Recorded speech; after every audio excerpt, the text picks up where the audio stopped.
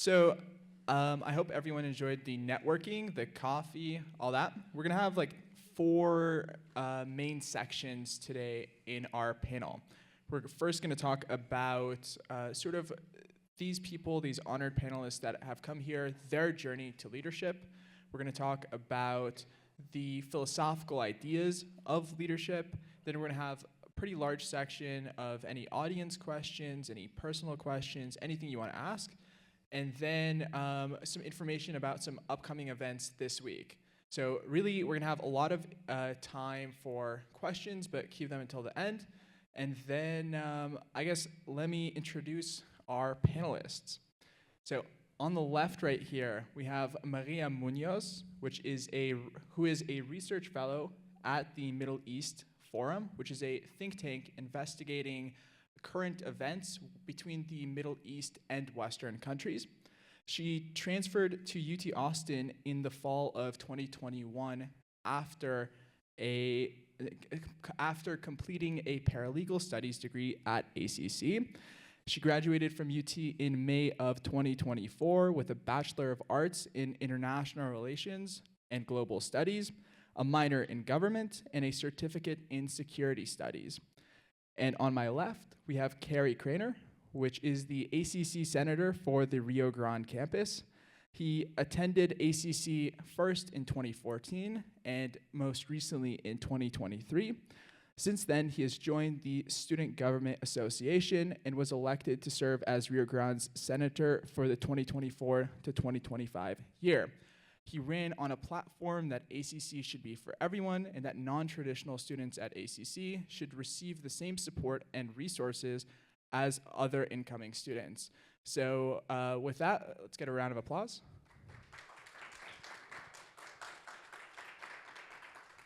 And I am Tzur Shalit. I'm a mentor and leadership program peer mentor.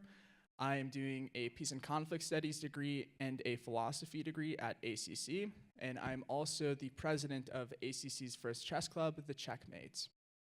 Now, I guess, let me ask you first question. So, Carrie, you were at ACC before, and now you've started again. I guess, what was the reason for you taking a break between being at ACC the first time and this second time?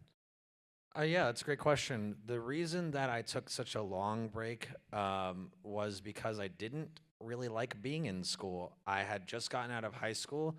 I went to a private school where my life was very carefully managed for me. I had little to no freedom to do what I wanted to do. Most of my life was either school or homework, and I developed a sort of resentment for education. And when I suddenly had the freedom to decide whether or not I was going to go to class, guess what I chose? Not to go to class. Yeah, so I guess, how do you jump from being like resenting of school, not liking learning, and I guess not going to class? How do you jump from that to being very involved and being involved in a lot of leadership activities?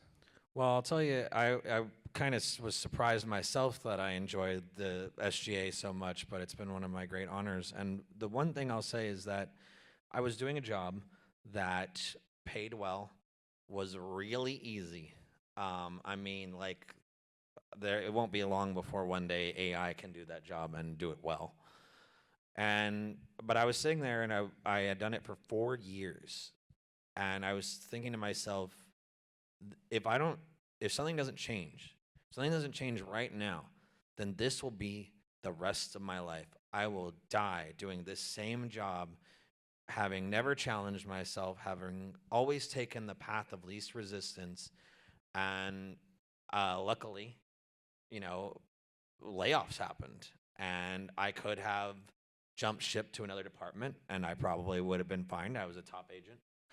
But I said, you know what? No, this is a sign. I have to change my life. I have to do something that matters. And so I showed up at ACC I set 3 rules for myself. Rule number 1, I said that if I wasn't doing well, if I wasn't taking it seriously this time around, if I'm sitting in class and I keep leaving early or not showing up, then I'm done with college. It's just not for me. My personality just doesn't mix with it. I'm like, if I'm doing well and I do well for the 2 years, but I'm burned out at the end, Then I walk away with a vocational associate's degree, and I work in a field that I'm interested in, but not necessarily, I don't go all the way because it would be a lot to sit through, you know, your bachelor's and then law school. And then I was like, my third rule was that if I get to the end of my 2 years and I still feel good about it, I still feel like I want to go farther, then I'm going all the way. I'm going to be an attorney, and I'm going to make a difference in someone's life at least once. Is that your long-term plan, to be an attorney? Yes, it is. Do you mind if I ask what type of law you want to pursue? Criminal. Criminal? Wow. Okay, Maria, you are now a research fellow at the Middle East Forum, but you didn't start there. So I guess tell me your story from graduating ACC Paralegal Studies. How did you get to UT? And then after that, how do you choose you want to do work in policy research? So my journey from ACC to UT was not an easy one. So I actually graduated high school with a 2.8 GPA. Like, for UT students, you usually need to be the top 6% of your class. I think it's now top 5% to get in. It's very, very difficult. And, just like you, I wanted a second chance. I was like, I want to be able to accomplish this. And so I was actually, working at a Mod Pizza, very delicious place if you haven't been. But it was the pandemic, and I decided I wanted to, be a change in my community. And part of that was me starting to volunteer with my local community. If you haven't done that, it's a great thing for, yourself, your mental health, but also your resume. It's really good to interact with your local community. So I was out helping pack food for people who couldn't exit their houses during COVID. I was helping deliver diapers to families who also couldn't exit their houses during COVID, and helping out at a local church to serve breakfast for the homeless in the morning. And when I graduated from ACC, I actually still did not have a crazy GPA. I had a 3.2 when I graduated from here. But I took my shot, and I was like, I'll probably have to go to by the way, they're great schools, Texas A&M, Texas State, not saying anything bad about them. I have friends who go there, but I was like, just as a joke, as something funny, let me apply to UT Austin. But I was like, I'll never get in. When I received that acceptance letter, I'm not even joking, I dropped to the floor. I opened my laptop, I saw it, and I literally fell to my knees on my kitchen floor because I was like, there's just no way.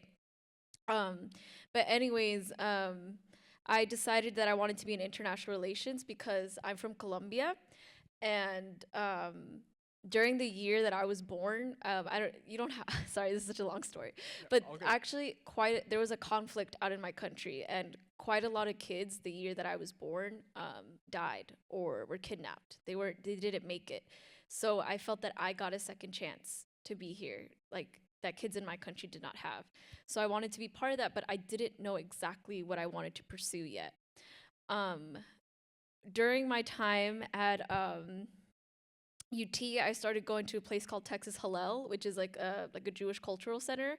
And while I was there, I was invited to a perspectives trip where I got a trip to go to the Israeli and Palestinian territories in the Middle East. And I went before, the current conflict that's going on. And when I got back, that's actually quite soon after the conflict started. And I had expressed some sadness for what was going on, and I didn't know that just expressing that sadness was going to get me so much flack. I mean, I got people try to dox me. I was sent threats. I was sent audio messages, really horrible messages, and it silenced me for some time, quite a long time. I felt very silenced by it. But then one day I decided enough is enough. This is America. This is free speech, and I respect other people's opinions. Why can't people respect mine?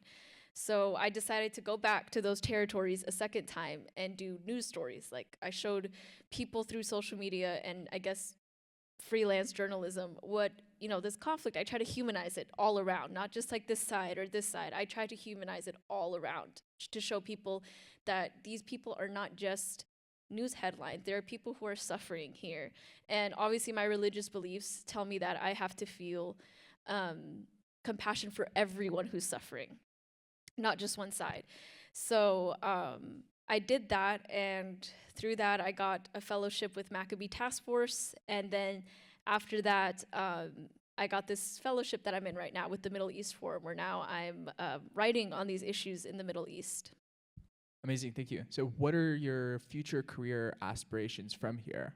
I would also hope to become an attorney one day, but I hope to be doing like foreign policy research. I would hope to be, in government and helping people make these foreign policy changes because, unfortunately, I love the U.S. I'm a citizen here now, but I do know that sometimes some of the policy that we make for foreign countries doesn't include everybody, and sometimes not every ethnic group gets included, or not every person that's affected gets included. So I want to be able to make that. It's really hard to do, and I understand that. But I would hope to do that one day, where I can make policy for overseas that includes everybody, so that there's not more tragedy. Yeah, thank you. So amazing. I guess a question for both of you. Let's say you're on a really long road trip, right? What's your go-to snack? Like, what are you taking? I'm just very curious. So, I like to have, this is gonna sound really gross, but I like to take a thing of like lunch meat and just eat that. And I know that sounds like nasty, but it's not bad. thank you. I have the palate of a 4-year-old, so Lunchables. Okay, so I guess pretending like we're on a road trip, let's take this road trip and make it a little bit more metaphorical. And I guess let's have the entire trip signify leadership. How has leadership sort of changed in your life? Like, what have been your thoughts on leadership? How have you perceived leadership? And what do you think leadership is? Like, what is leadership to you now? Sure. What I think leadership is saying yes.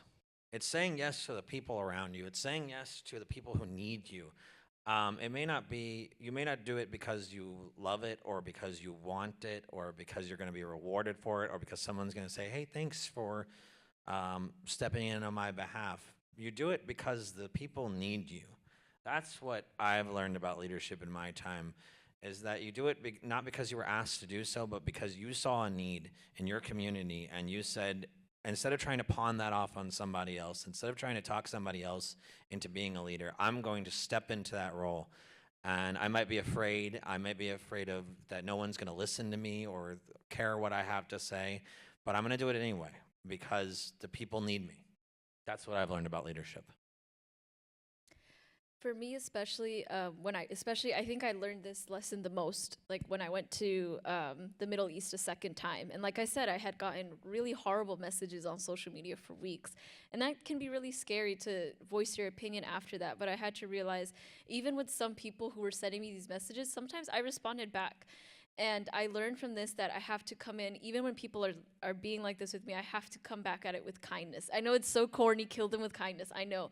But that's what you really have to do, because sometimes I think in this world, and I love my generation, but sometimes what I can criticize also about my generation, it's like, I'm right, and if you're not right, if you're not with me, then we must cast you to the side, and that's not how it should be. We have to be in the same room with different opinions. We have to come to understanding with each other, because we're not going to progress with that either way. So as a leader, even when someone has the complete opposite opinion to me, I want to understand and I want to listen. I actually have a friend here right now who we're in a group together called Atidna. I was when I was at UT Austin, and it was a group where Jewish and Palestinian people, Arab, Muslim, Christians, would come together and talk about their experiences on campus, especially when there was a lot of hate going around on campus. We all came together and expressed how hard it was going for us. And not once did any of us try to gaslight each other and say, no, that's not going on to you. No, we all listened to each other.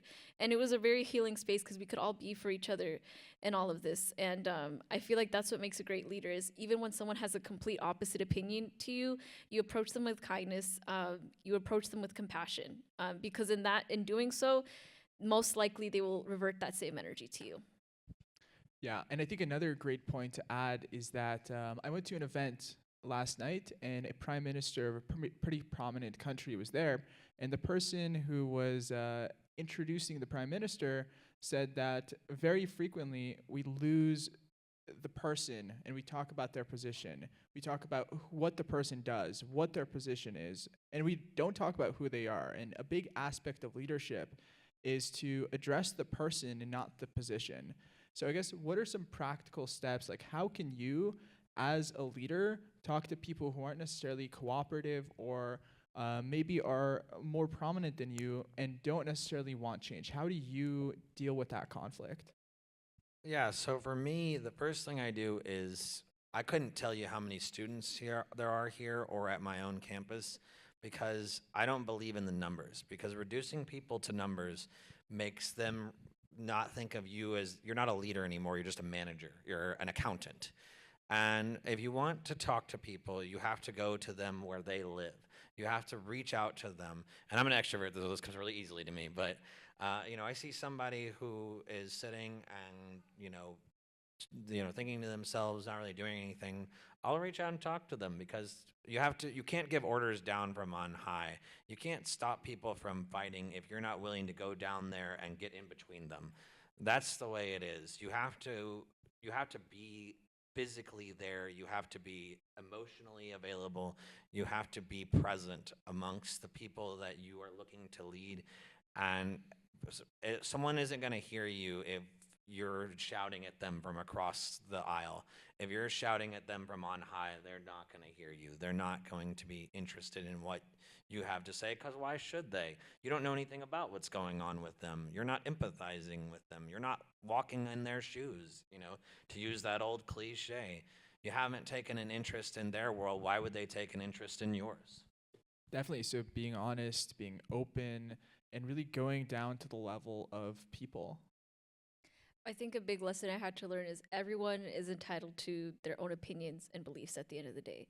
And I tried to tell someone that I had a conversation with someone the past year who was disagreeing with me, and they saying that my viewpoints were dumb, and I was like, you know what?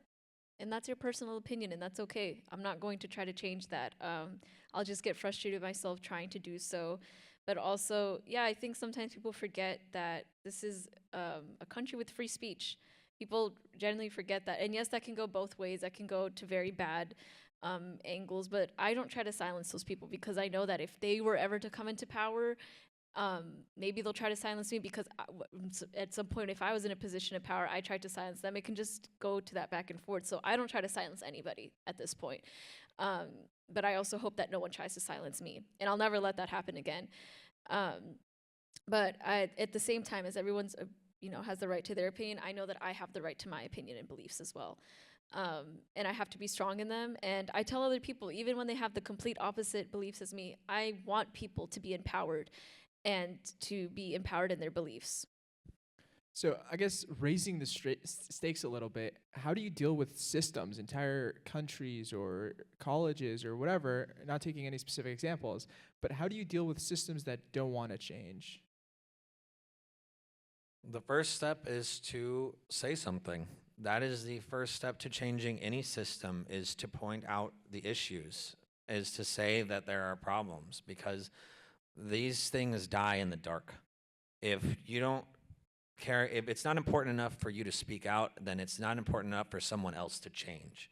Why would they? That's the most important step, and you keep saying it, and you keep saying it, and you keep bringing it up, and you're consistent, and you never give up, and you never stop until the fight is either kicked out of you or until you win. That is it. You have to be persistent. You have to be consistent, and some of the third rhyming thing. But the most important thing is that you speak out, and every time you see injustice, every time you see someone being mistreated and not.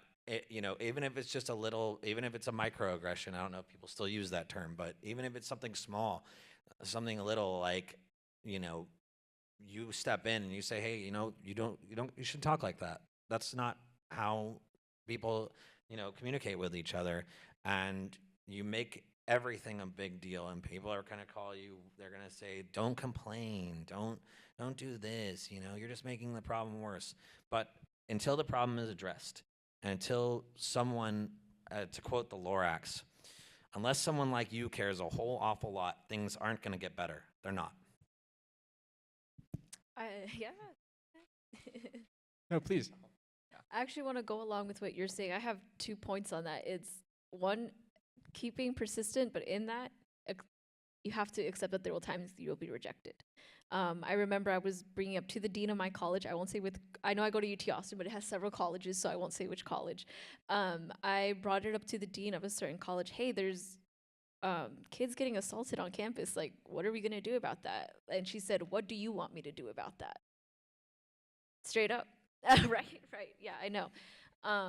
And I gave her a presentation. I prepared her a presentation, showed her the proof that this was going on and how the student services at our school were being biased and they weren't helping these students. If anything, I won't go into the specific incidents of the detail, but they told this kid that had gotten assaulted that it was free speech, but he had gotten like literally spit on. It was crazy. And so I was, bringing it up, and that dean said that to me, and I cried so hard afterwards. I'll be honest with you guys. I cried afterwards because I felt that that person didn't care. But I knew that I had to, like you said, keep being persistent until somebody cares. You have to keep being persistent. But number two is that you have to take initiative. If you don't see the change with the people, like the systems, like you said, there's systems in place, and when you don't see them taking initiative, you have to take your own initiative sometimes.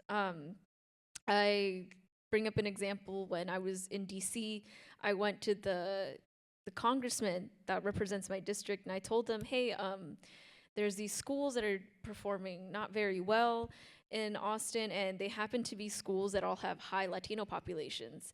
And I was like, does the congressman know about this? And their representative for the office said, like, yeah, like, I have a master's in education. Like, I know about this. Have you tried this organization or that organization? And I was like, oh, well, I wanted to talk to the congressman of our district about it. But they kind of just shooed me away. And through that, me and my friends in DC, we set up like our own initiative where we set up a shop for low-income students to get SAT books and to get advice for college advice on how to fill out the FAFSA, how to do well on the college application. So one, accept that there will be rejection, and two, take your own initiative when you feel that the leaders above you aren't willing to.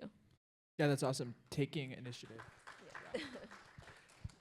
Taking initiative is extremely important. And I guess moving on to more of a debate on what leadership is in more of a philosophical aspect. I guess, how do you take initiative? Like, we've all felt leadership. We all have experienced leaders, good and bad.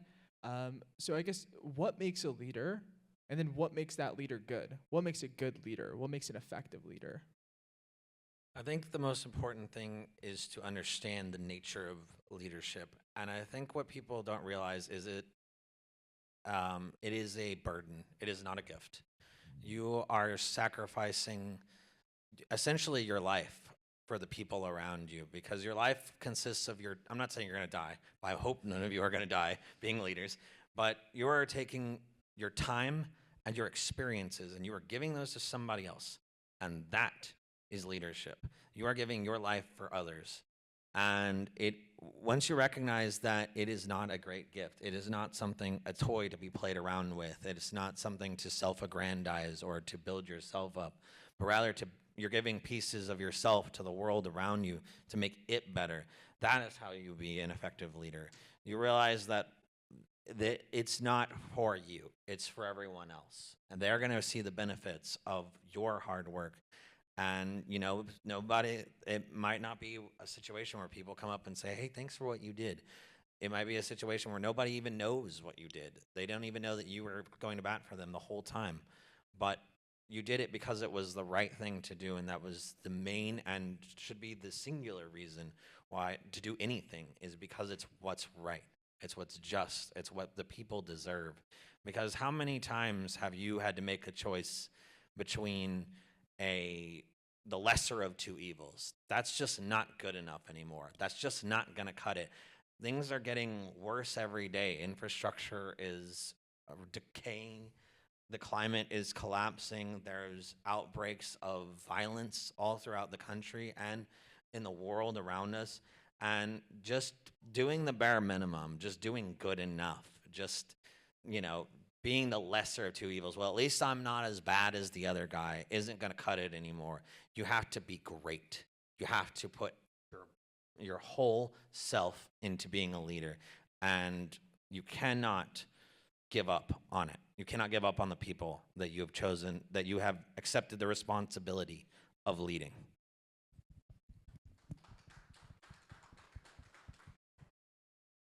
I think what makes a great leader is when anyone can see themselves in you. I come and I say this very wholeheartedly because sometimes leaders, they get into a higher position and they almost feel sometimes untouchable, and like you could never get to the spot. A lot of people take pride in that. Like you could never work as hard as I did or come to the spot that because I sacrificed way more. I try not to be like that. The reason being is because I come from this town called Killeen, Texas, and the high school that I went to had such a crazy dropout rate that I started my freshman year with 900 students. I graduated with about 450. It's crazy dropout rate. Our average SAT was around 700, 800. Really bad high school. And I was only like 1 out of 5 people I know maybe that left the town to go to college. And but I still had friends back there, and they were telling me, oh, like, Maria, you're so smart. And I was like, no, I am, but no, like, you could be here with me too. Like I said, I graduated with a 2.8 GPA, and I told them, if you worked hard and if you really, really wanted it, you could be here too.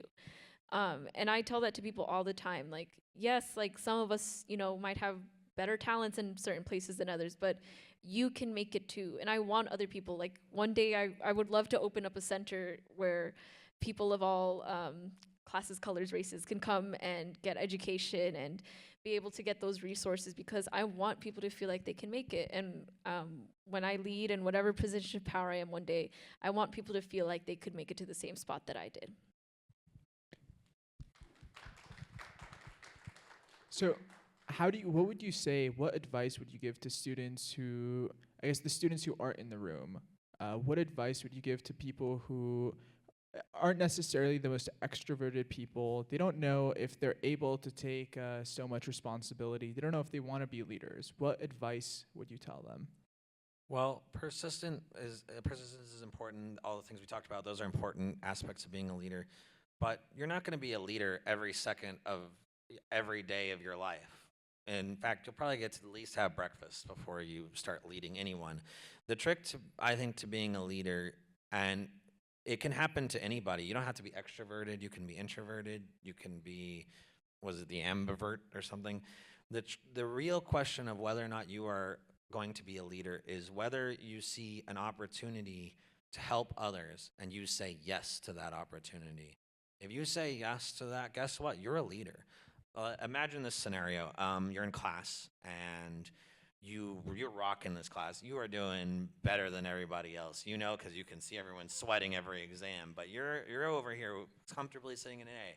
For whatever reason, it just clicks with you. And you hear some people talking behind you, and they're like, well, I think I could do better if I had some more time on the exam, and they're just kind of talking amongst themselves. So you know what you do? You go to the professor and you say, hey, can we have more time on this exam in our class? And the professor, you go, yeah, all right, okay. And then everyone does better on the next exam. Everyone has higher scores, and the professor thinks, wow, everyone did better this time around. You know what? From now on, I'm gonna give everyone more time on the exams. You have made a huge impact, and all you did was say like one sentence, and it didn't gain you anything. You were already doing fine. But you made an impact because you said yes to an opportunity to help others. That is how. You don't have to be extroverted to say yes to an opportunity. I agree. I'm actually not a big extrovert myself. I know I'm sitting in front of a group of people and I agreed to this, but yeah, I have like maybe 3 friends in Austin, one of them sitting here with me right now, but shout out to her for coming, and but I realized that what my biggest fear was. I was in DC and we had all these little networking events for my fellowship, and I didn't go to any of them. I really hated it. I was so scared to just go up and talk to people. I was like, what do you even say? Do you just go up to them and you're like, I like this, or do you believe in this? It all just felt so intense. And I realized my biggest fear was to be perceived the wrong way, especially. Like, what if, I come to them this way and they perceive me a different way, and then they just automatically don't like me? I had to realize, once again, accept rejection sometimes. And then secondly, you are the only person who will truly ever know who you are. So you just have to be confident in that, to know who you really are on the inside. And if someone perceives you the wrong way, you really just, I know it's easier said than done, but you really just have to brush it off your shoulders sometimes and just continue. Yeah. What? Mind if I add something to something Maria No, said? please. Yeah. In a lot of the same vein, and also Maria was talking about how a leader, everyone can see themselves in a leader, and I want to tell you a little story about that sort of thing. We were at a leadership conference, the SGA was, and there was this like basically a telephone pole where we climbed up to the top of it and jumped off. Now I don't know why. There's something I guess deeply wrong with me, but I was excited because I'm a thrill junkie. It was really easy for me. I just climbed up, jumped off. I even went again because I liked it so much. We had another senator, and they were deathly afraid of climbing this thing. I mean, they, like every step you could tell was like pulling a tooth. That's how painful it was. And they got to the top. They climbed to the very top, and they looked down, and they were terrified that they were just going to hit the ground. Well, I don't want to describe it, but you can imagine their fear. And it took them a while. They were gripping. They were like shaking with the fear and anticipation. But in the end, they jumped off anyway. They faced down their fears and jumped off anyway. Now, we both did the same activity, but let me ask you, who do you think was the better leader there? Because me, it came naturally to. I didn't have to work for it at all. I was excited to do it again, but someone else faced their fears and conquered them and overcame. And I think that's where the leadership happens, because people, everyone else who was afraid could see themselves in that senator and say that if they can do it, if they can conquer their fears, if they can jump off this pole, then you know what, so can I. So. Yeah, definitely. I think I have another story at a business conference. And I went to this leadership conference, and there was this drill sergeant guy. I don't know if he was a drill sergeant, but some sort of, I think, Air Force affiliation. And he was talking, he had an hour and a half speech about service before self, right? It's one of the core principles of the Air Force, and he was talking about it for an hour and a half. And for an hour and a half, after the first 5 minutes where he explained what service before self meant, he explained people who didn't follow it at all. And he said he ended up by saying that the entire Air Force, and in fact the entire US military, has people who aren't doing service before self, which is why one of the core principles is service before self.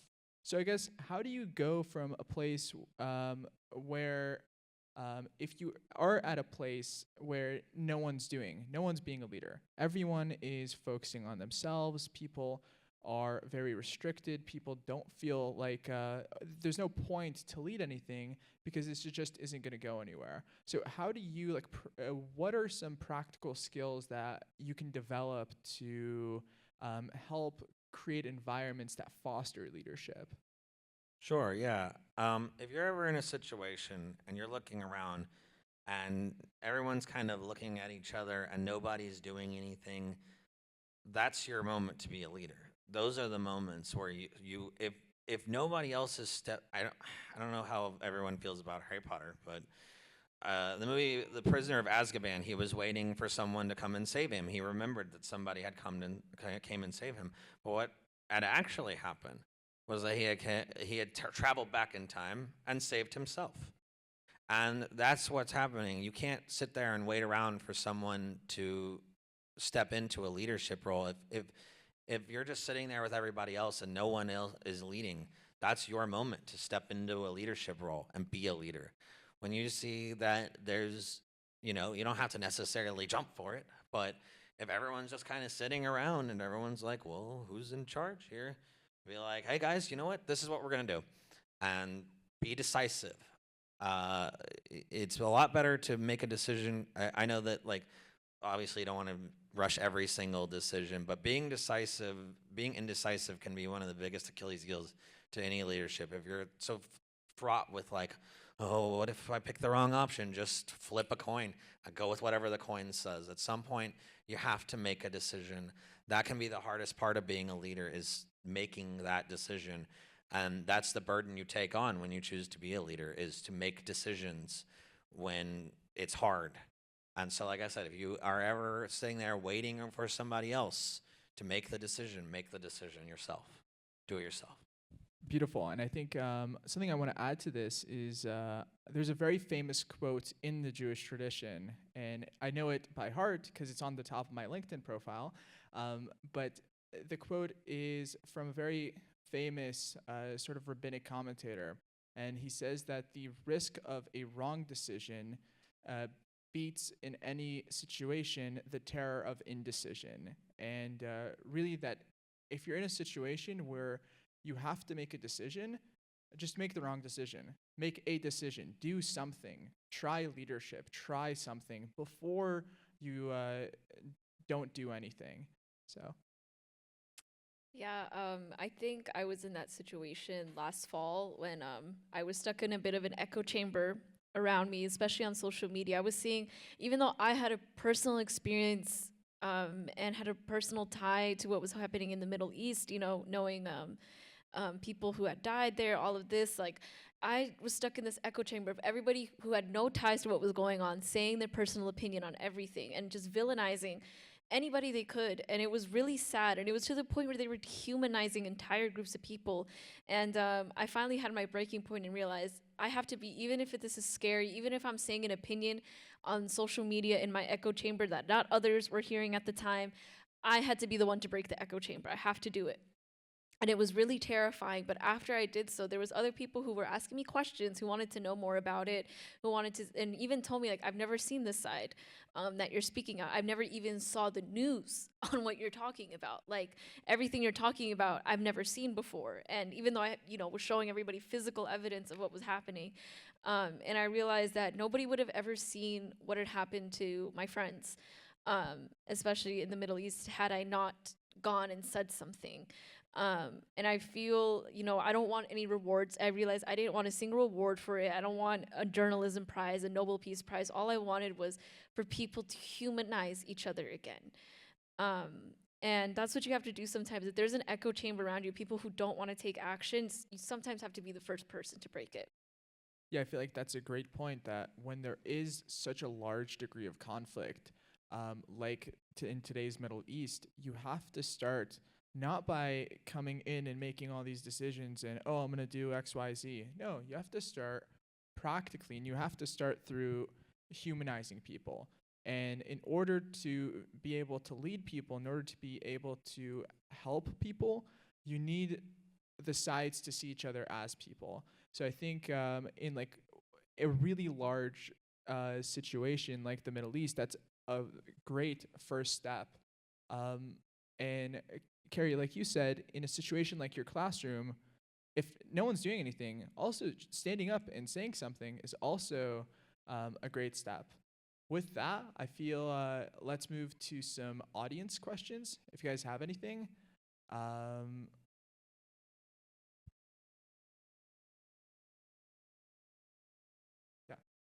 Yeah. Sorry.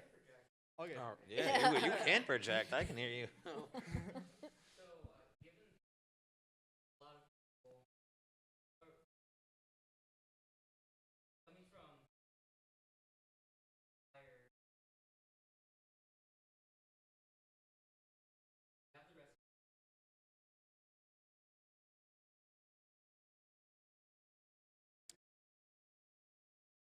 I think that inspiration starts within.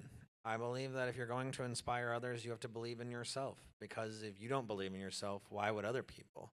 And when if once you get through, if you keep pushing and you make change, then people will realize that they can do so too. And it's like a great snowball, you know, you roll it from the top and it will get larger and it will gain momentum and it will gain size and speed. And so it all starts with, no matter what, you have to believe in yourself. That's where it all starts. If you don't believe in yourself, nobody else will believe in you either, and then they won't believe in themselves. So. Yeah, and I feel like adding on to that, programs like the Mentor and Leadership Program are doing this, like they're leadership pipelines. And I know that almost every university has some sort of program like this, but what really makes ACC special is that ACC gives you the resources no matter where you are, to become a leader. You get to be in the mentor and leadership program. If you want, do a presentation on your scientific research. If you want, do a panel discussion. Do whatever you want, but show leadership. We're giving you resources to show leadership. Do you have anything? I was just about to say the same thing, and that's, be willing to be a mentor. I think I'm not saying you got to be 24/7, like weekly, hours a week giving mentorship to people, but even if it's 5 minutes, one conversation with someone, be willing to share that piece of advice, because people be gatekeeping, and I don't like that. I never gatekeep.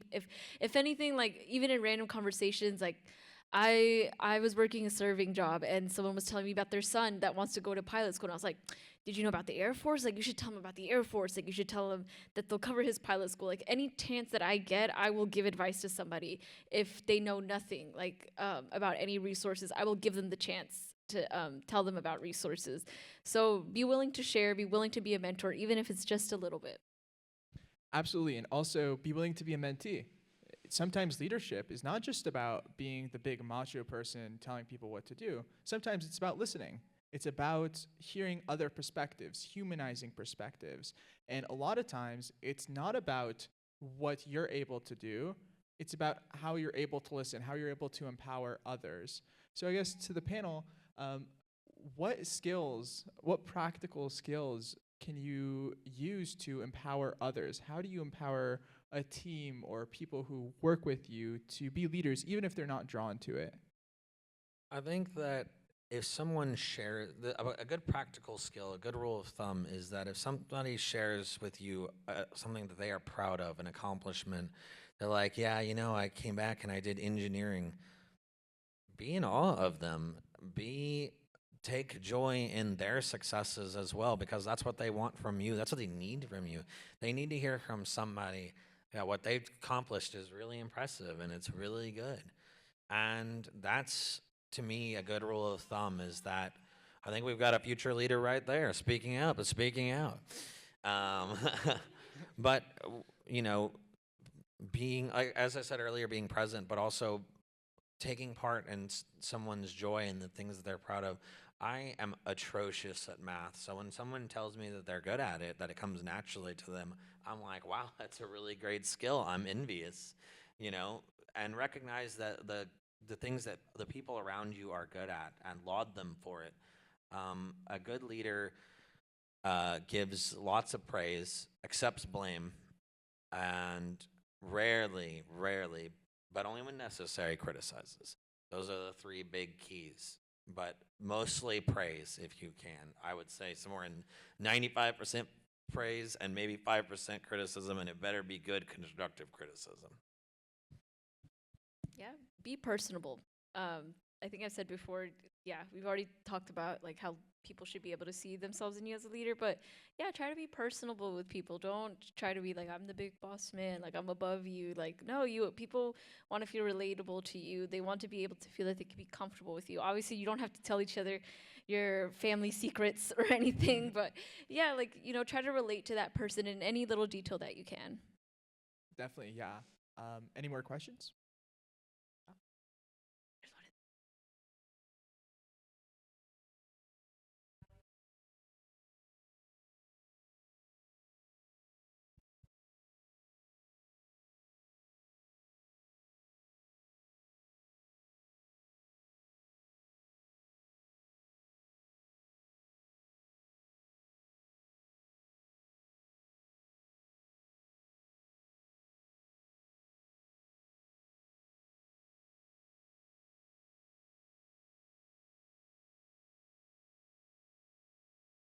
I think it's to realize that everyone has a different story.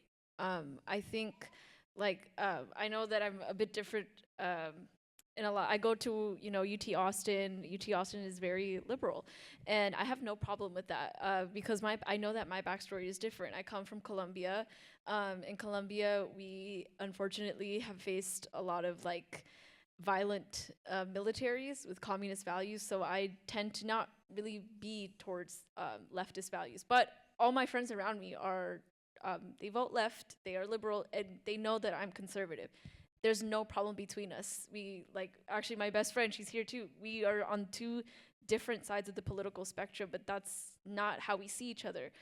We know that each of us has a story. She's listened to my story, I've listened to her story, and we just both have different concerns, different things that make us sad, different things that make us happy, but nothing that ever tears each other down. Obviously, we all know that there's very black and white, bad and good in the world. Like not, like murder or like robbing people. Like that's very extremely black and white. That's not where we stand on each other, spectrum. I think the average person does not believe in these things, but there are other things that, we don't believe in the same things, but we know that we have reasons why we believe in them. And you just have to be able to listen to that person's story. And in return, that person will want to listen to your story too. And we do it all the time with each other.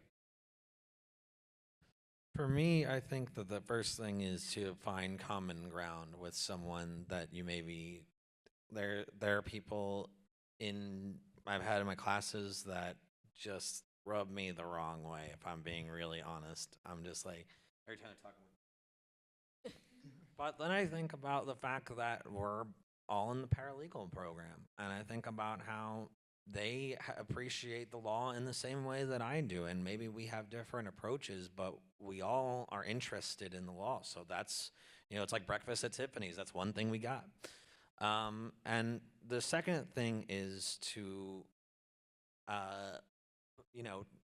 when the politics get heated, when the things that, these are big questions, and I think that sometimes not accepting the differences can lead to problems down the line. But instead of thinking of the big issues, what movies do you like? What kind of things do you share? What kind of things that make us all human, that we all enjoy? What kind of are you a summer person or a winter person? Not every question needs to be the life and death ones. Not every question needs to be the big ones. The really secret to humanizing anybody is to understand them as a whole person and not just associate them with their beliefs. I think in addition to that is when you humanize someone, what you're really doing is just lowering the stakes. And there's many other ways to also lower the stakes. So if you're in a position where there's a lot of conflict, and you might not even want to be in the same room because that person has different beliefs and they might think something bad about you. Or if there's a lot of conflict coming into a situation, just finding a way to lower the stakes, make it less personal, make it more about the person. And again, like looking at the person, not their position, not their beliefs, but looking at the person for being a person. So I guess really just finding strategies to lower the stakes, maybe complimenting them, doing something like practical, just being nice, being personable. I think it helps a lot. I have one other thing to add here. The other thing I've learned is that if you're getting too caught up in winning, it's okay to walk away. It's okay to be like, hey, you know what? Maybe we should holster our weapons and take a breather, and we'll take a break from this discussion. There's nothing, you don't have to win. It's okay to not win sometimes. I know that I love winning. I love winning debates. I love winning arguments. I cannot help myself. But when we're getting into the personal and we're hurting feelings and we're forgetting about that we're talking to another human, and we're so desperate to win that we've lost that humanity, that's when it's time for us to take a step back and take a breather and remember that the other person is human. And sometimes it might take 5 minutes to cool down. Some people, they take a week or a month, or they're ready to revisit any sort of discussion on that level. They may never be ready, or you may never be ready, and that's okay. But winning, it's not worth it. No one's going to hand you a medal because you won an argument, or really you didn't win. You just annoyed the other person so much that they got up and left. No one's going to be like, oh, well, you're the best arguer award. Here you go. There's a star for you. It's like, what did you gain from that other than you lost a friend? You lost a potential friend. So that's my piece of advice, is if it's getting too heated, holster the weapons and step back.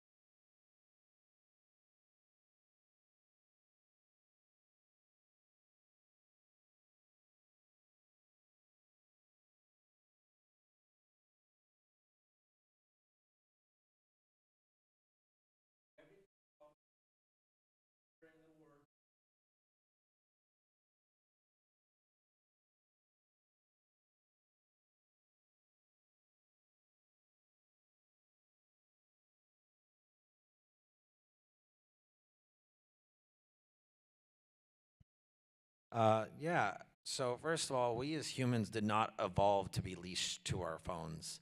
I say put your phone away, especially if you're in conversation with somebody. Put your phone in your pocket. It you don't. And if you hear the text going off, it can probably wait.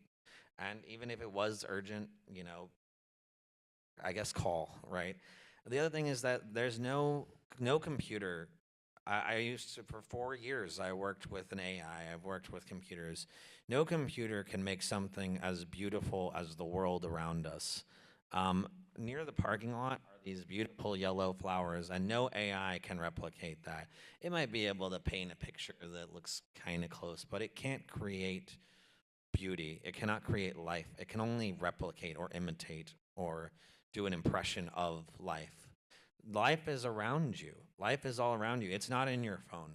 There's no life in there. And don't get me wrong, there's nothing wrong. I check my phone all the time. I love playing killer Sudoku.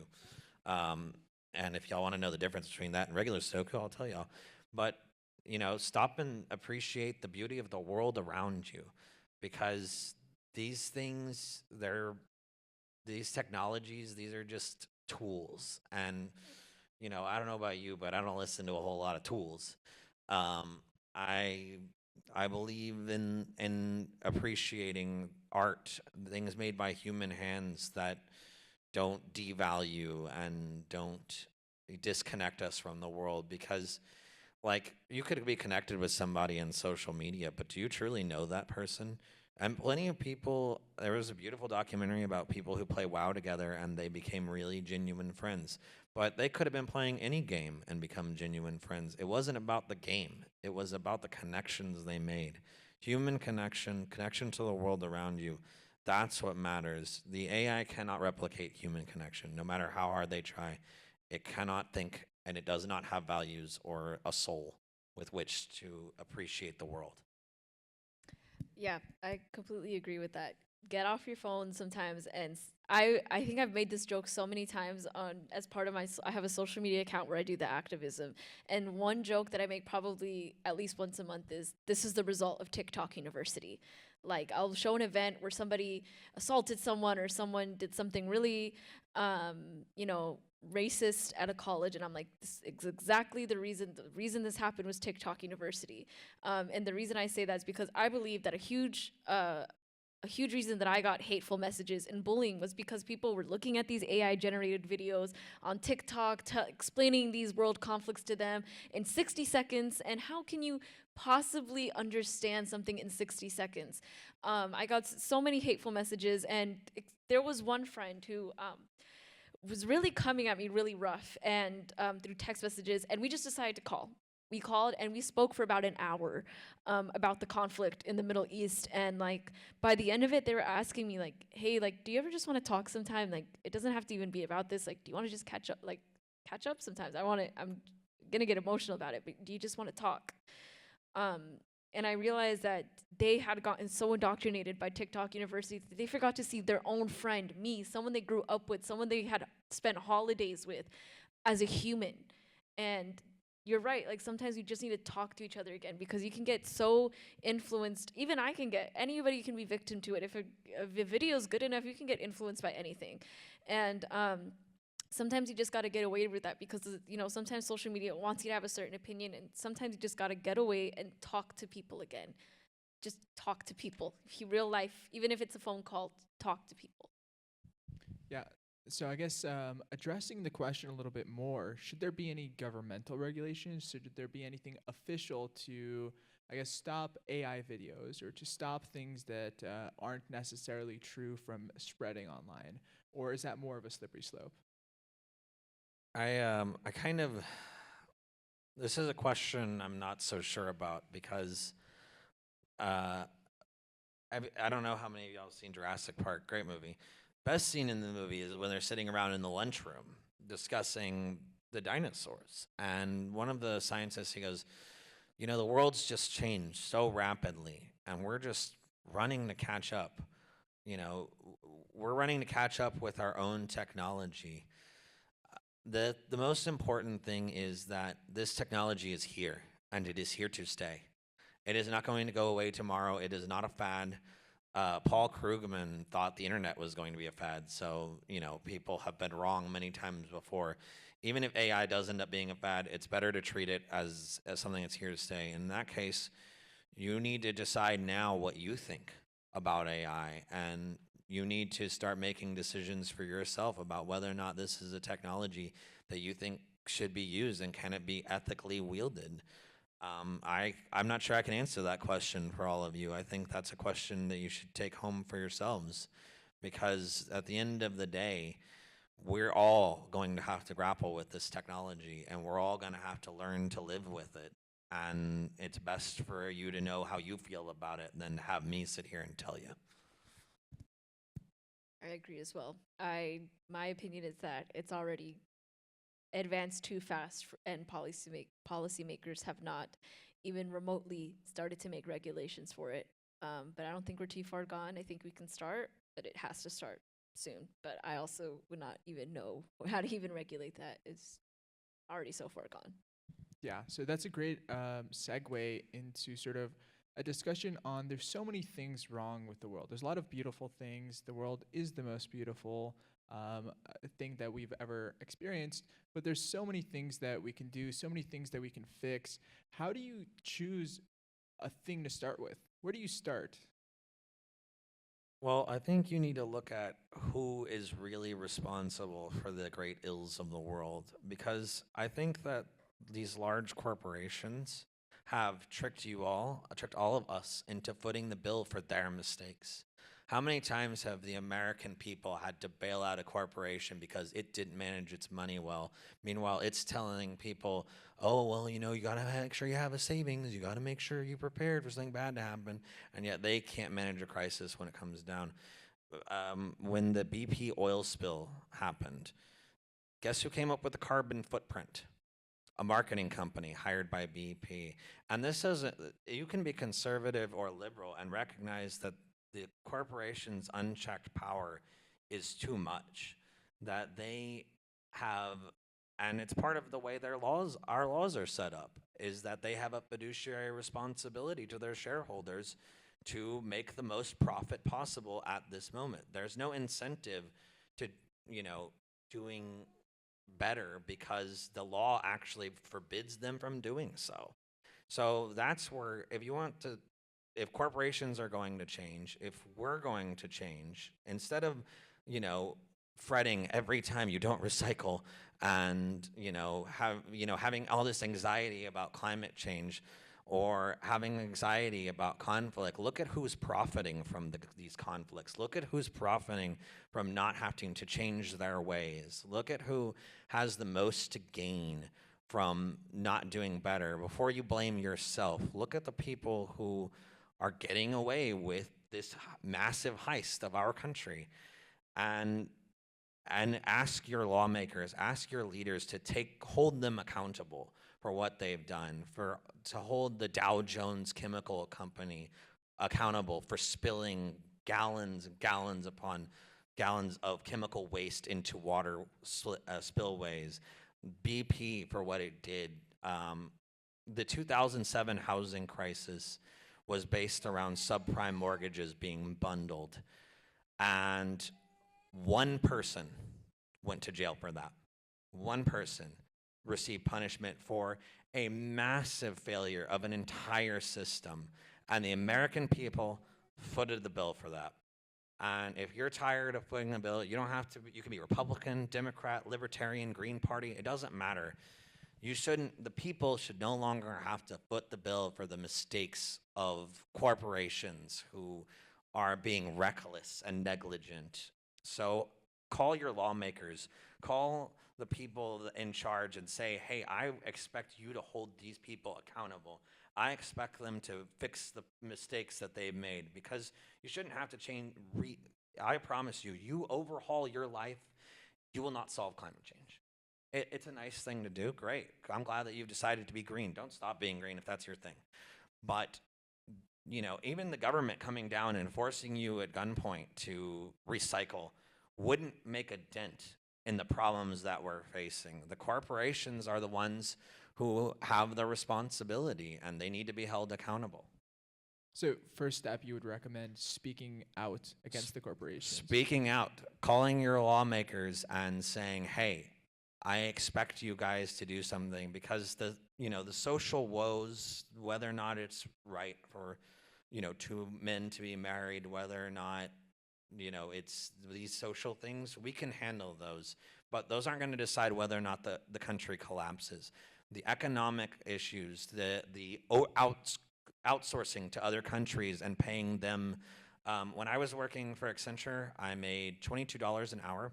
In Hyderabad, India, they made $22 a day. And in the Philippines, they made a fourth of that. Of course, and there was no restrictions to stop the corporations from doing that. Nothing made them hire Americans. So that's why the layoffs kept happening. And that's why American jobs started going the way of the dinosaur. Because wouldn't you? I mean, if you run a corporation, you could spend $22 a day, you'd go with them too. Okay, thank you. Maria? This was a lot. Sorry, okay. I actually pretty much agree with the fact that sometimes there are social woes that I think are being paid too much attention to. Like with this election, I think both sides kind of forgot that. Like the way I analyze this election, I was telling people, like even me, I'm conservative, but I do not care what gender is going to the bathroom with me. I don't care if drag queens are, reading books to kids in class. This is not causing the collapse of America. Like this is not what we need to be focused on. Like what we need to be focused on, as you said, is there are economic woes right now. There are people who are having to work doubles to buy their groceries. There are people who are losing their homes. There are people who are in poverty more than ever. There's a recession coming. There's unemployment. So that's really the change. I think we need to be focused on the things that affect us all as a whole. Like we need to stop focusing on these little things. Like you said, I don't think the problem here or what's going to cause our imminent death is who can get married to who or who can go by what pronouns. This is not what's causing our collapse. It's genuinely like we need to shift our focus. It's these things. So how do people who are interested in this, how do they unite even if they don't agree? One might be, let's say, a very far right or a very far left Democrat. The other might be very far right. How do those people combine to lead? They need to be looking at what's truly affecting the American people. They need to get down from their high horses, because sometimes unfortunately, like what I realized from my time in DC, from looking at both sides, conservative or the liberal side, is that they can get caught up in looking good. Like I was reading a book on 9/11 and how the 9/11 Commission on the Republican and the Democrat side, basically, like they weren't letting each other have wins just so that they could make their party look better. Like when the real people at stake here were the families of the 9/11 victims. Like this was actually really, really crazy. Like the Democrats were arguing like whether or not there should be like I think there was something, I forgot. Sorry. Yeah, like I just remember they were arguing over a lot of points between the Democrats and Republicans, because at the time it was George Bush was in power, and then there was about to be an election soon.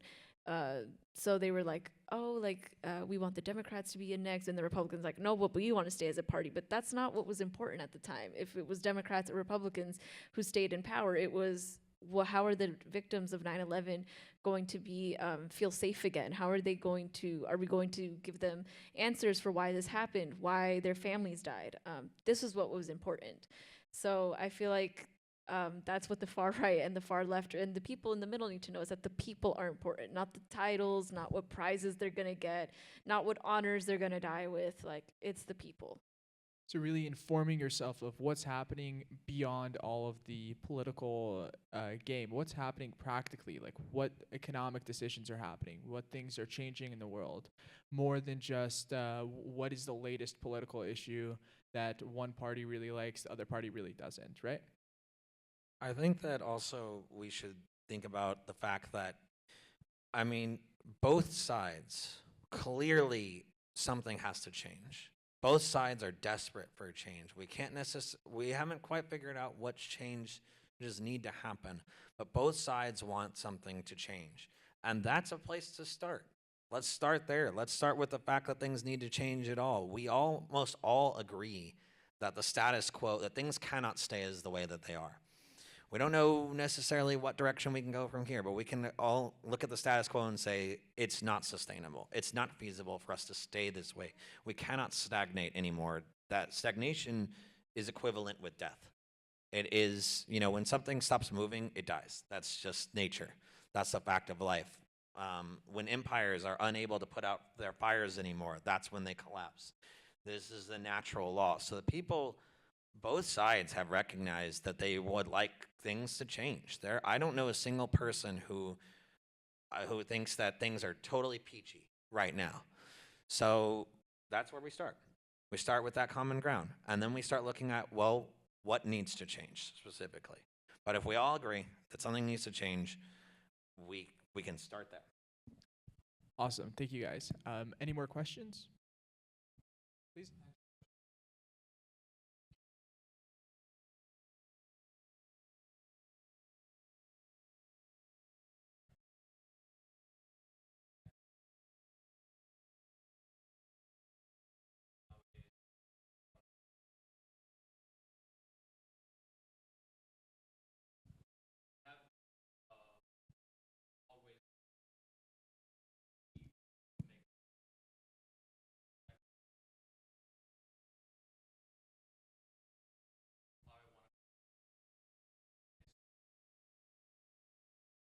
I think you just have to really be strong in your beliefs. To this day, I get at least one hateful message on my social media. It's crazy. To this day, there is still a comment, there's still a racist comment, there's still something being told to me that is negative. And sometimes I really have to look past that because they're not necessarily criticizing my beliefs. They're not necessarily criticizing who I am. They're trying to attack something superficial about me. Like, I've been called all sorts of racist names.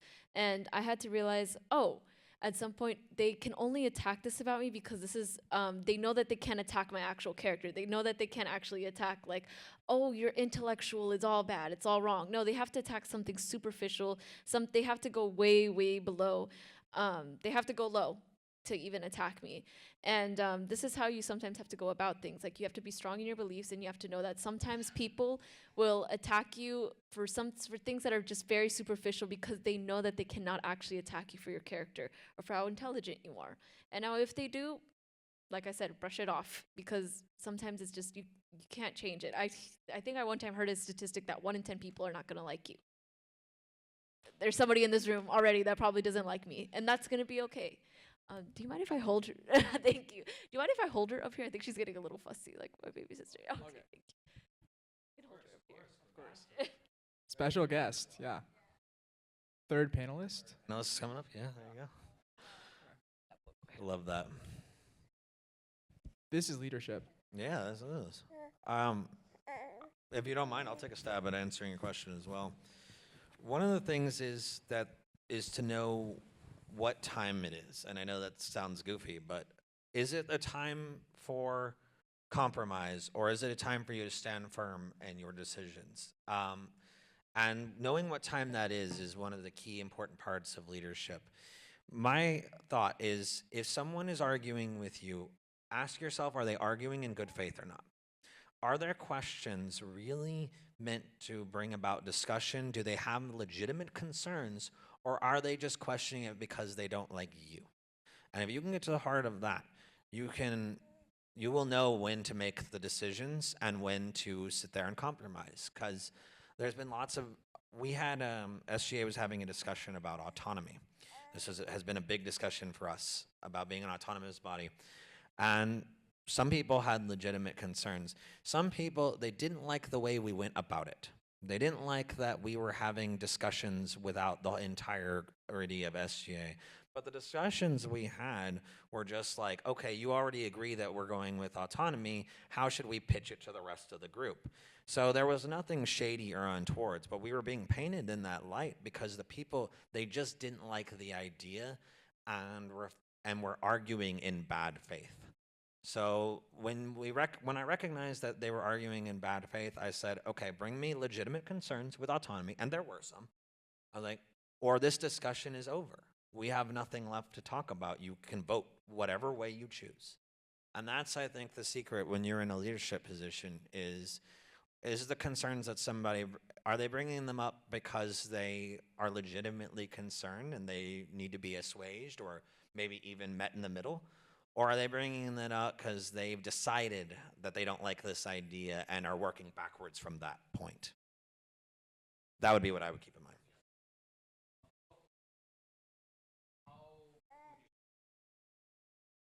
How do you set boundaries? That's a great question.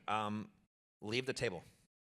If someone's negotiating in bad faith, you stand up, get up, and say, "Hey, I feel like you're not negotiating in good faith, so I'm gonna go. We can schedule another meeting when you are ready to talk." That's it. And do not let, if they have the last word, so be it. If they're like, "Well, you're a bad blah blah blah blah blah," just walk away. Just keep walking until they are in your rear view mirror, until they're gone. Do you mind explaining what was the conflict with autonomy? Sure. So some of the conflict with autonomy was related to, so SGA is currently under student life.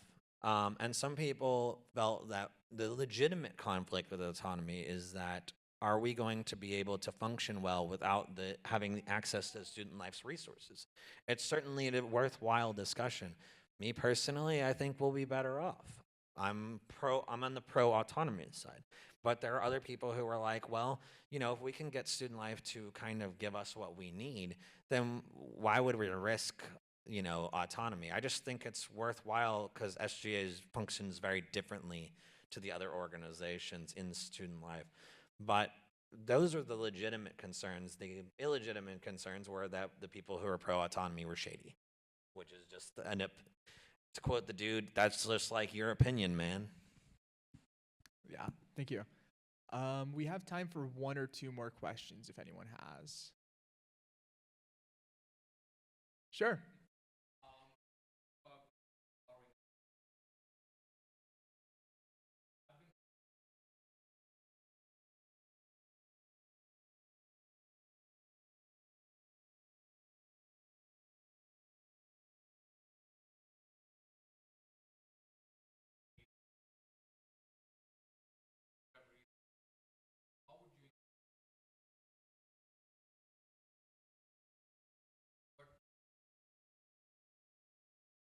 There is no magic string of words that will inspire somebody to be a leader. If there was, I would have found it already. I talk a lot. The way you inspire them is that you yourself be a leader. If other people want to be a leader, show them an example of what a leader looks like so that they can follow it, so that they know there's a template, so that they know there's a pathway. You march into the path, the road not taken, and you tread that ground for them so that they can follow after you. You set things up for them so that they can succeed. We had a fantastic, SEDS is one of our great organizations here on campus, and the leader of that, he really set them up for success because he took them as far as he could. And I think that that's how you, in your position, if those people are interested in leadership, they don't know how, you show them how, and you do it, and they will follow you. Be willing to share your story. I have no shame. I mean, I go to UT and there was a lot of elitist people there. There was a lot of people telling me that I mean, you read the article that I wrote about it. Some people told me that I was Latina and I made it into UT Austin because of diversity, equity, and inclusion, not because I actually deserved to be there. So there were, always people trying to undermine me, and I didn't care because I knew what it took to get me to UT Austin. So I have no shame in telling people, yes, I graduated from high school with a 2.8 GPA. Yes, I graduated from ACC with a 3.2 GPA. I had to work really, really hard to get into UT Austin, and so and I know that inspires the right people. It's not going to inspire someone who's elitist and already feels that they're better than everybody. But if you're trying to inspire the kid who needs that leadership, you have to be willing to share that story. I feel like that's great. You want to share where you're coming from. And ACC is such an open institution, and so many people are here that the vast majority of people aren't going to be people who get to Yale in their first try, right? That's a very low, people who get to Ivies, people who get there, that's a very low population. And there's not many people like that. The majority of people have lives. They don't they don't just study. They have a lot of things going on, and they constantly need to work, and they need inspiration. And if you have had a difficult life, or if you had some interesting circumstances, sharing that story is extremely powerful to people that want or need inspiration. So I think with that, I want to thank both of our panelists for coming here and sharing their stories. Thank you. And thank you for coming, guys, and sitting. Yeah, thank y'all. And I do real quick want to let you guys know of 2 upcoming events this week that are sort of also leadership oriented. Tomorrow at Highland, there's going to be from 7 to 9:30. There's going to be a great question seminar hosted by Professor Ted Hadziantich. It's going to be on Tocqueville and the tyranny of the majority. So really, if you enjoyed the more philosophical conversation today, you would really find yourself at home there. And tomorrow, and in 2 days on Friday, there is at the Rio Grande Government and Civic Center, there's the first leadership simulation from 4:30 to 8:30. Go to that. It's going to be cool. I'm going to be there. Yeah. I highly recommend going to both of them, and thank you guys so much for coming.